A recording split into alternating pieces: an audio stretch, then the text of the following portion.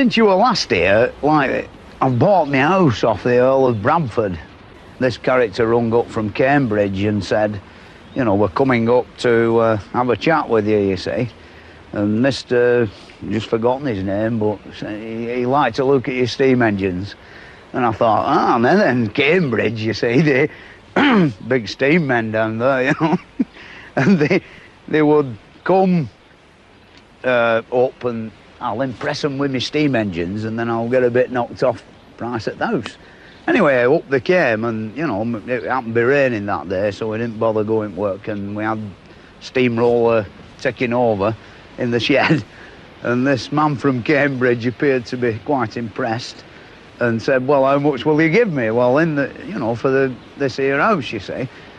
And I wandered around showing him all the bad points. So there's a 9-inch bulge on the back, you know, and it's a bloody wonder it's not all in the river, you see. And a bit of time went by, and cutting a long story short, like, we got it for £5,000 and all this land and everything, you know.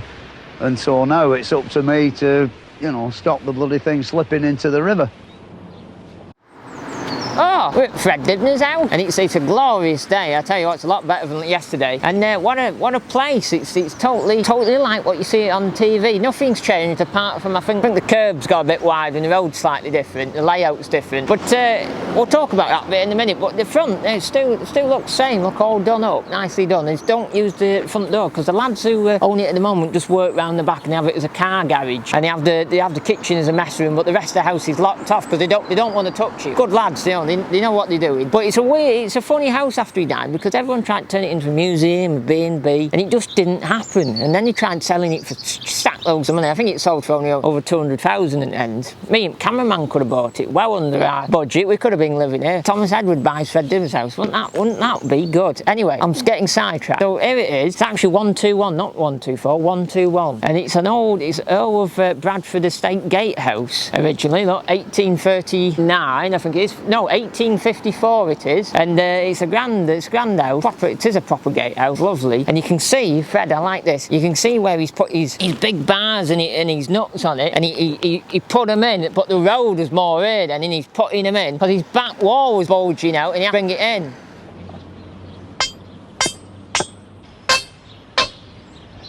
Right, next one, Donald.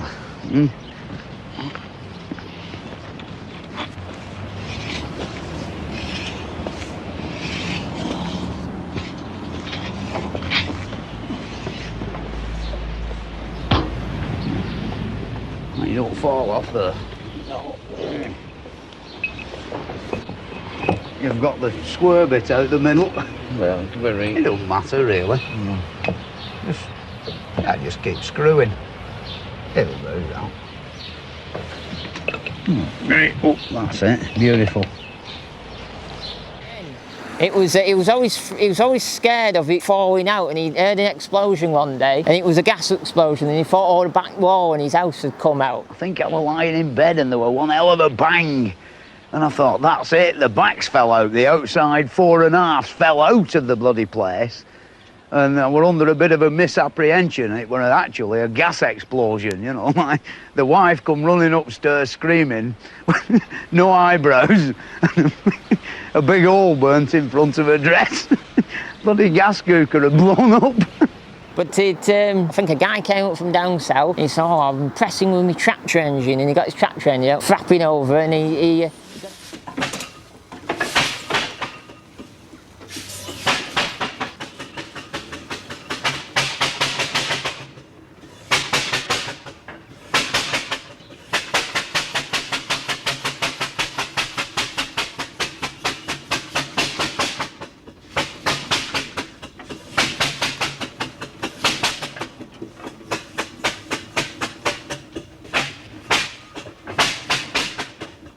got it for £5,000. I think he got a bit knocked off because he'd impressed him so much. But it's lovely, it's a lovely house. It's a well Thomas Edward Street kind of house. And he's got his blue plaque on front, so that's good. Maybe one day T will have a blue plaque like that. But anyway, we want to look at these extensions. So originally it was probably quite a small house because it's only a gatehouse. It would have been really tiny. And it says on the end 1984 when he did the extension, obviously when he got a bit of cash in the bank, he went, oh, do an extension. In his family, he needed more space for his family as well. So the extension was built on the end.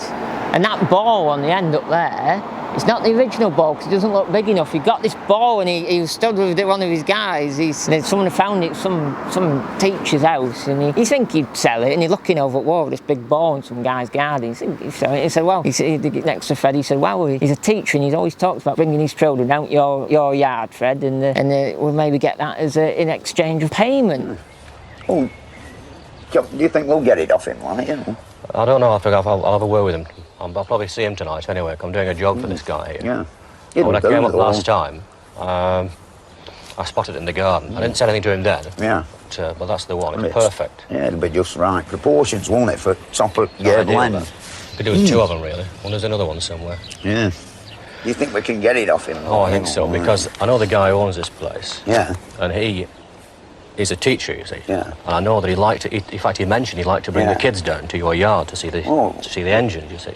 So I can work a deal in. But if he brings the kids down, if you feel that you have his stone ball, then sort of payment, if you like. Yeah, I'm game if he is. And there's actually a video putting that up, but I don't think it's original ball. It's slightly different, and it's got a tapered diamond top on it, hasn't it? But it's great, isn't it? It's amazing. It's blowing the TE mind, it is.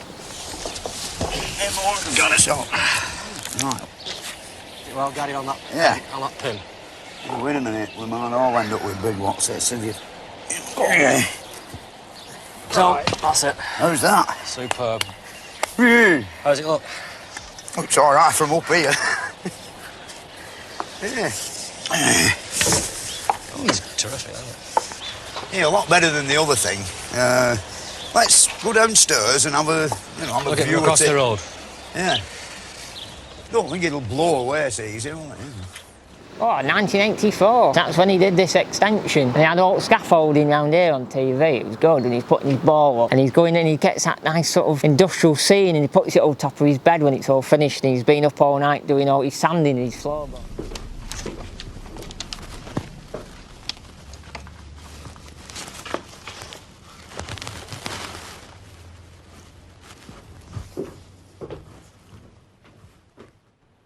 But on the back, I don't think it's on this side, on the back, these bits above his windows and the lower bits of his windows are all old tombstones that some vicar gave him because he was struggling, because it's a listed building. He had to build it exactly as a listed building. He needs certain rules you go by. So he was really struggling on stuff like this on the back. So a vicar gave him a load of tombstones. That's quite cool. It's rocking America, that is, isn't it? The place is getting a bit overcrowded now, and like we'd decided that we'd build a new wing on it, you see.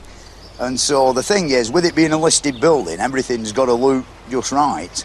And so you've got to have second-hand bricks. So after many a month of looking round at second-hand bricks and various buildings that were about to have the big hammer, we found these about 10 houses in one row, and 6 of them had never been messed about with. They'd never been pointed or anything. And the bricks were perfect, you see, a perfect match for the existing ones. So we went with 2 Land Rovers, the wife, me, Donald, and father-in-law, and another lad, and we literally took the front out of 6 of them and brought it back here to build the place out of. And then the lad who did the drawings got carried away, you see, with all this fancy stonework, you know, and stone's expensive stuff, and we had another windfall. We met this vicar who said, you know, I've got all these gravestones here, like, you know, you can have them if you'll shift them. And so, you know, there now are the window heads, the mullions and the window bottoms. The thing is that, you know, I'm a bit worried in case the bloody place will be haunted when it's finished. But I was just having a look through the back. You might not be able to see, but in this window here, you won't be able to see. In this window is his trap door above his stairs, and that's when it was counterweighted on there was a drain pipe on the back weighting it. So when it pulled down, the weight would go up, and then when it went back, the weight would go back down. And it's through the back wall. And apparently he stored a bit of gold in there. You know, he liked his gold bars. As a bit of show, that's old school showbiz in a way. Even though Fred didn't like showbiz because it kept him out of his shed, he wanted to be in his shed rather than doing showbiz. But he had gold bars. That's showbiz. That is having a few gold bars tucked away. When he was running out of cash, he'd get one of them out, go and get mount that, and get some readies out. So there you go. The cameraman actually's been here a few months ago and actually been in the house. Now the owner isn't about today, so he can't get in the house. But the thing is, I wouldn't film in there anyway because it's someone's house. Someone owns that. I'm not going to go around filming it. I know a few people have, but I'm not going to do it. It's private dwelling at the end of the day, and that's bottom line. So we're not going to do that. So just thought we'd film outside and just film over at fence and backyard, and then we're off to see his grave next. I think that's the plan because he's only over the back. So we'll go and do that next. That's his house. I've touched his house. I can feel the power.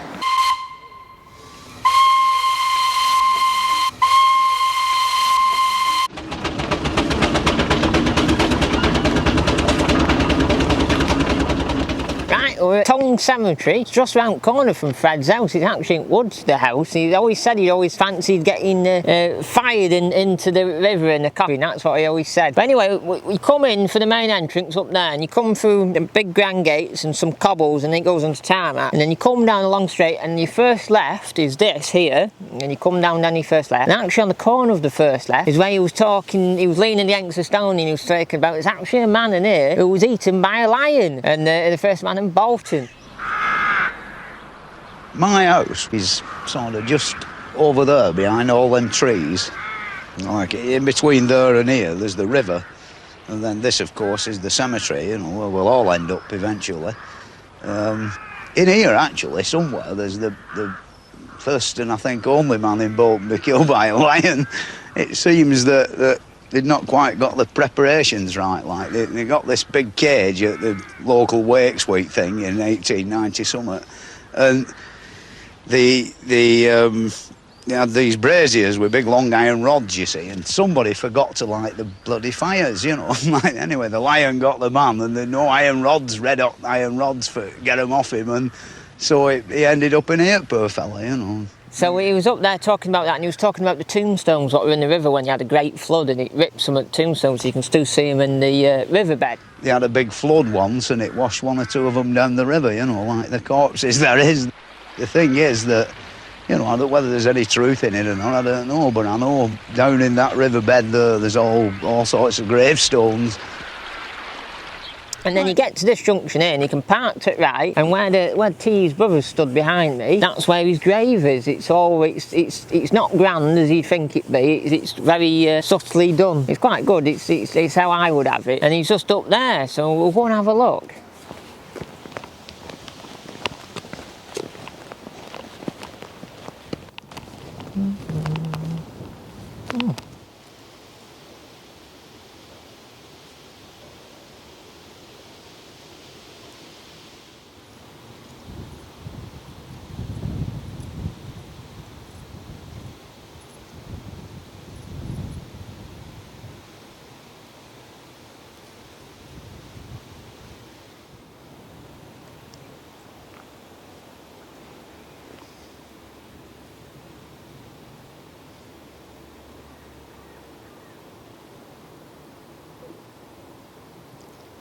Oh, Fred Dibnah, remember, 1938, MBE 2004, much loved steeplejack. Wow, look at all his spanners, what people have left him. Look at all his spanners, huh? It's good, isn't it? All his fans have come, and bits of family and that. Pretty good, isn't it? Just in Tongue Cemetery in Bolton, it's just a nice little grave, not much around him. There's probably someone here, but there's no headstone on it. And that's, you know, it's just there. You just think all those celebrities, like in America, if this was in America, you'd have a massive, like he always said, he fancied the chimney, didn't he, of his gravestone? Gums, you know, I think you couldn't really find a more peaceful and nicer cemetery than this, you know. It's nice and quiet, you know, they cut the grass regular.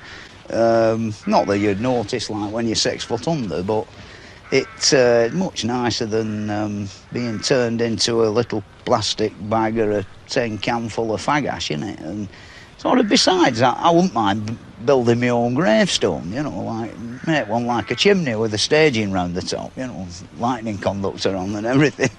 Very fancy, you know, one with a beautiful fancy top on it.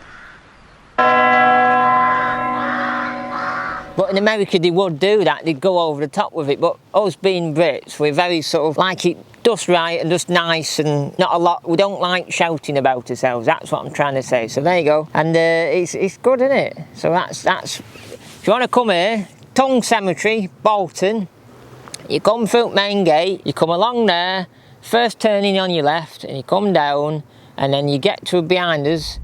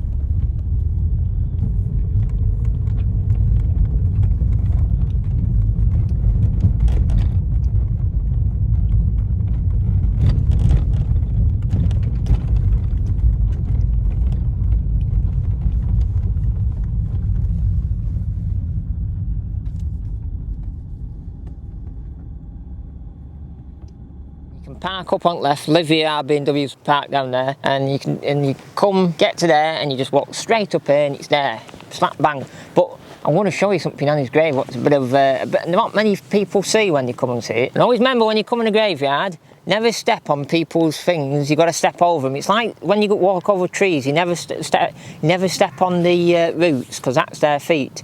So you always jump round them, always up the middle. So, at the back here is, you probably have to point, there's a gold spanner there, little gold spanner. Not many people find that when they come here.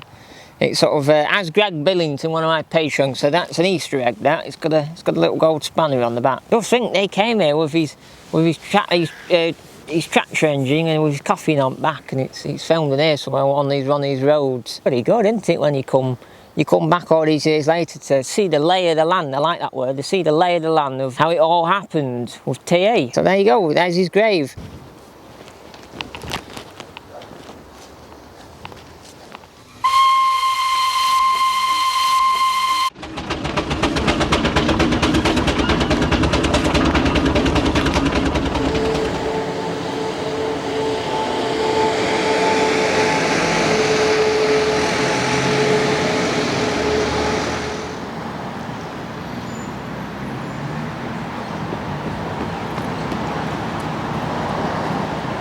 So we come to Deansgate in Bolton, or Boughton, and to this bit of shrubland here with a few trees on, what look like they've been here a bit longer than 40 years. And this is the location of where Bernardo's charity shop was on here. What joined up to that building now, it's like a terrace along here, and it was Fred Dibnah's first proper showbiz, as I like to call it, where he turned up with got a tractor engine, came up there, and I've weighed it all up to find this location. He came up here, stopped at the side of the curb here and got off. There's all these women around the Bernardo's, and it had this red tape across the door, and he got the gold scissors and cut it, and he went, I haven't done anything like this before. Right,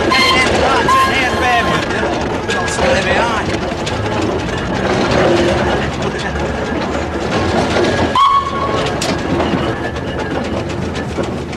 Where is it?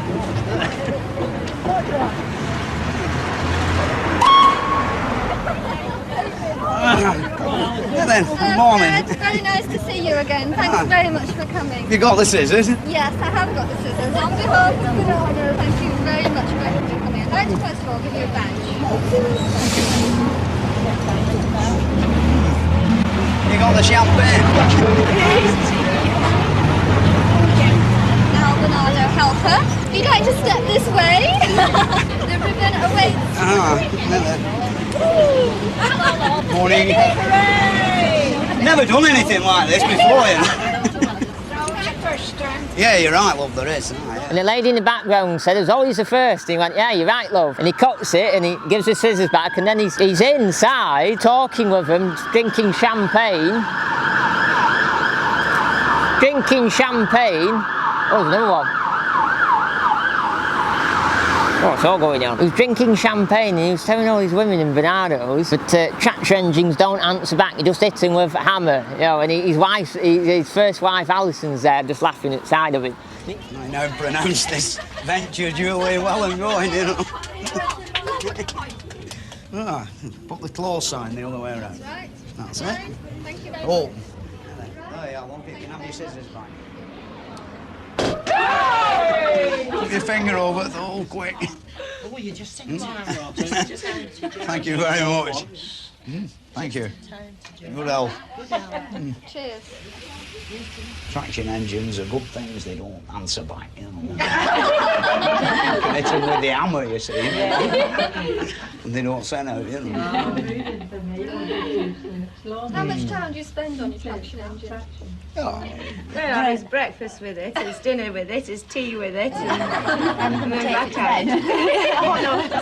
And it's in here, somewhere in here. There was a charity shop along here and it's all been kaput. It's been demolished and all gone. There you go, that's another location what's never been documented on YouTube in 2022 or in the modern generation. It's very much busy now. Lots of cars about and lots of fire engines going past. And we're just behind us here, if you want to find it. This is Deansgate. Our car's parked at car park over there, you might be able to see it. And that car park's 124 Deansgate. You put it on your Google map. And then on the corner's the Greyhound, and then there's the Hen and Chickens is up there. So that pub on the corner there, and that pub there, the Hen and Chickens, is actually on the Fred Dibnah episode. You can actually see it. And it picks its feet up and it turns into a big, as Fred said, it's a 10-ton sledge.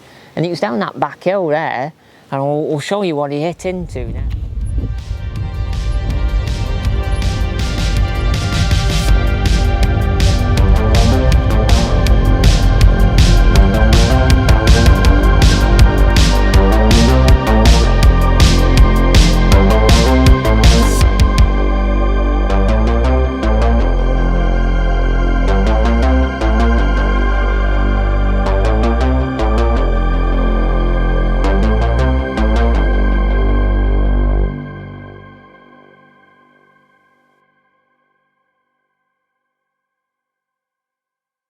You know, I think you couldn't really find a more peaceful and nicer cemetery than this, you know. It's nice and quiet, you know, and they cut the grass regular.